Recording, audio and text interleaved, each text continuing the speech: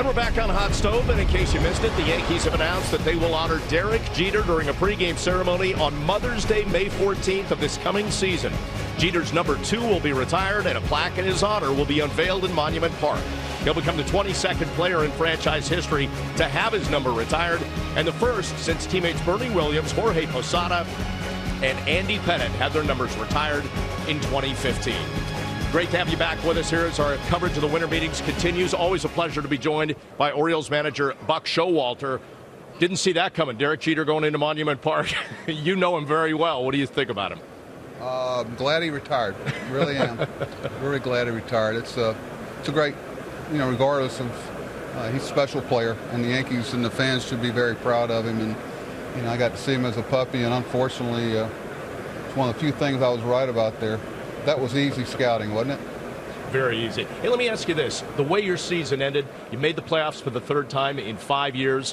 What's it like when it all ends in a flash, that one-game play-in, the American League wild card, and then you lose it to Toronto?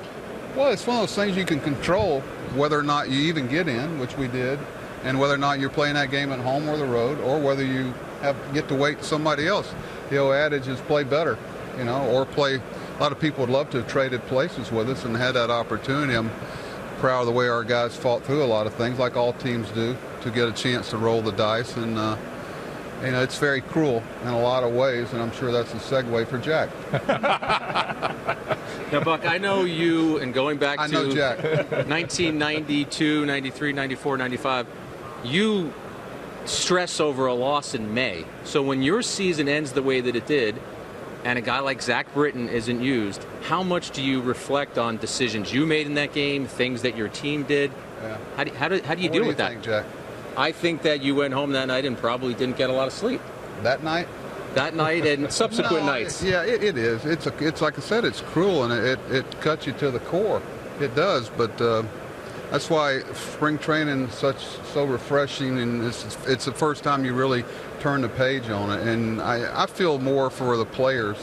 And anytime there's a decision made and it doesn't work out like that, and it's a reflection on your team and your organization, your city, it's kind of selfish to take it personal, but you do take it for the reflection and what it may cast on other people and things they have to do. But what are you going to do? Stop?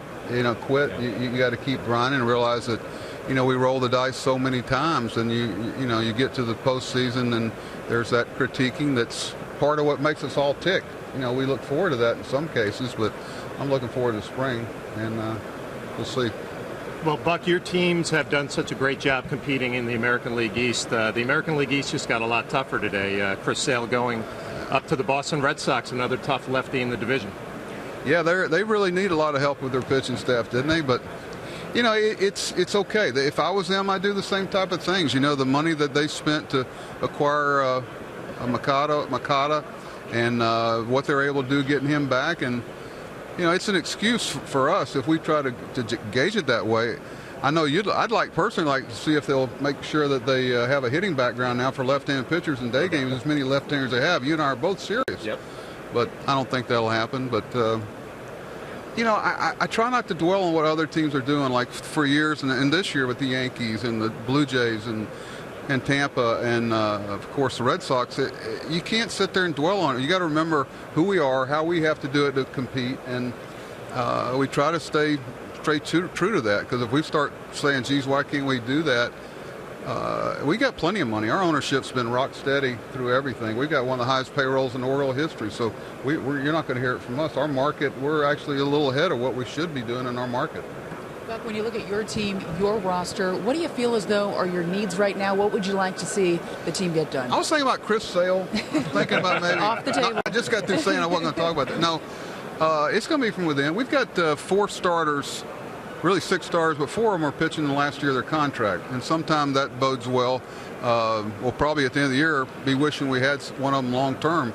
Obviously, right field is kind of up in the air with Mark Trumbo about where that's going to end up. Of course, we lost one of the best catchers in the game, and Matt Wieters potentially could come back to us. Pedro Alvarez very quietly had a heck of a year DHing for us last year. We'll see if we're going to bring him back, but more importantly, me personally, I'm looking from within. I'm looking at the Mancinis. I'm looking at the Ciscos. I'm looking at the Mike Wrights and the Tyler Wilsons, because, you know, we're going to always look in our own backyard before we start coveting other people's players, because everybody's got blemishes. Every player's got a weakness. We know managers do, for sure.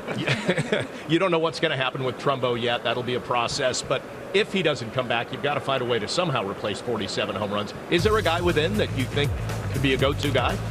You never overlook an orchid while searching for roses, and that's about as poetic as I'll get. You know, we've got some people that they just don't know about, and, you know, I love when people critique your farm system, and, you know, it's, you know, we want to kick out 1 or 2 players every year that impact our club, and we've done that consistently. And, you know, we're going to, you know, the landscape changes. There's some late fishing that'll go on. Dan Duquette, our general manager, is very good at gauging the market and who's going to be without a chair when some of this stuff comes back to reality. And I like where we are. We're laying in the weeds again, and they'll pick us last again, and that's just fine. Buck, you've talked a lot about the depth in your organization. I want to pivot to some of the depth in your organization that's off the field.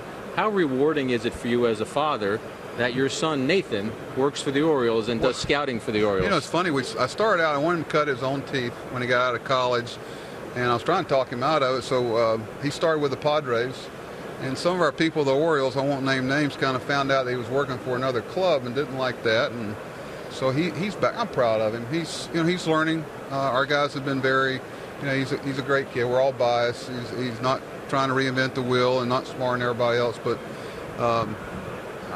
you know, proud of him. Thanks for bringing it up, but he's got a lot to learn. He'll be the first to tell you that. Well, we wish him good luck. You good luck. We'll see you again in 2017. Well, you better go find some players. Yeah, right. If we don't Bottom have depth, line. it's his fault. You know where to look. Buck, thanks for joining us, as always.